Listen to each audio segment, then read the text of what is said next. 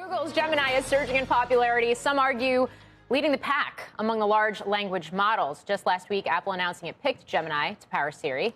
Andrew sat down with Google DeepMind co-founder and CEO Demis Hassabis. I don't know if I said that right. I might have messed that up. This week in Davos, and asked him about the evolution of Gemini in the AI tech race. Take a listen.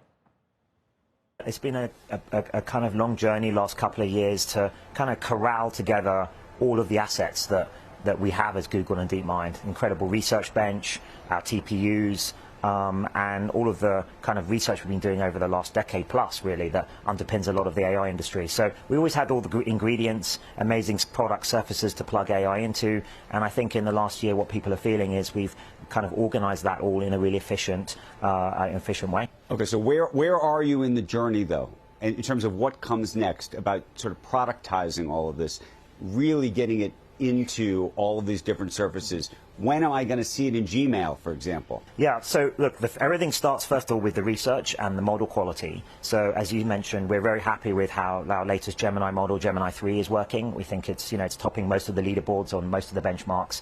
And the other thing we worked hard on in the last year is accelerating the infrastructure and, actually doing a lot of rewriting of the infrastructure to get the model quality as quickly as possible into our product surfaces. So you're starting to see that in, we're simultaneously shipping in search, obviously in the Gemini app, and then what you'll see this year is appearing in more and more places across all of our product surfaces, especially things like Gmail. When people talk about getting to AGI and sort of how quickly all of this can scale, there's sort of two views. One is, if you just throw more compute processing power at this, we can get there. There's another view that there needs to be some kind of really breakthrough scientific research shift. Which is it? Well, actually, I have a kind of in-between view, which is that I think it's an empirical question. So I feel like we're still getting lots of amazing gains out of pushing the existing paradigms, these LLMs, these foundation models like Gemini.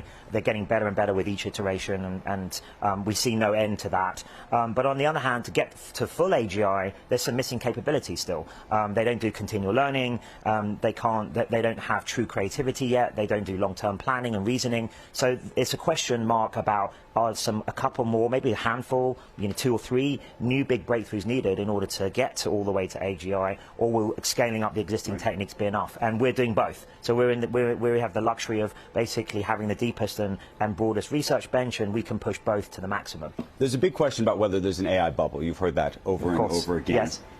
Is there a bubble?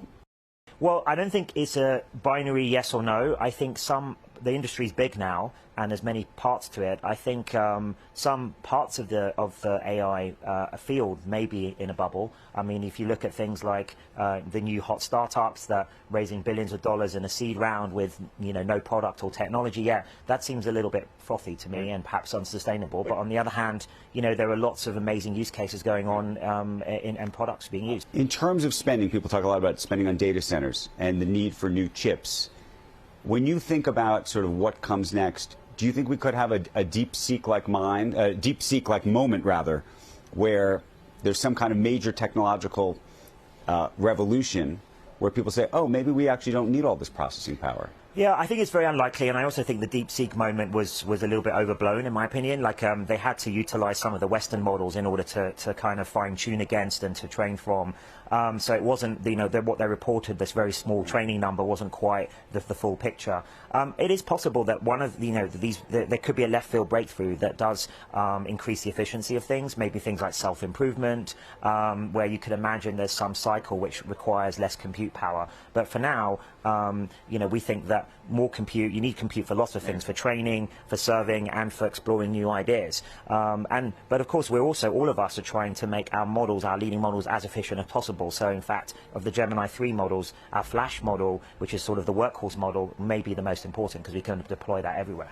A lot of hand-wringing around here about jobs and what ultimately happens 10 years from now. Maybe it's 5 years from now. I don't know if you think, even when you look at employment numbers today, that to the extent that there's any softness, it's a function of AI and productivity being more successful? Yeah, I think it's early days. I don't think there's any real evidence yet of any change in the job market. Perhaps a little bit on the entry level, maybe jobs and internships. But I think in the next 5 years at least, it's going to be more than made up for with extraordinary new opportunities these tools are gonna deliver, especially for individual creators, artists and creators and game designers, for example, that can create whole apps almost on their own. So that should, I think, if I was to advise the youth of today and graduates, what do you tell the kids? Is get unbelievably proficient with the new tools, immerse yourself in it, become native with it, and then leapfrog, whatever professional ladder you're trying to get onto, leapfrog the incumbent people on that with these new skills, which are going to change the workplace. And I think there's going to be plenty of new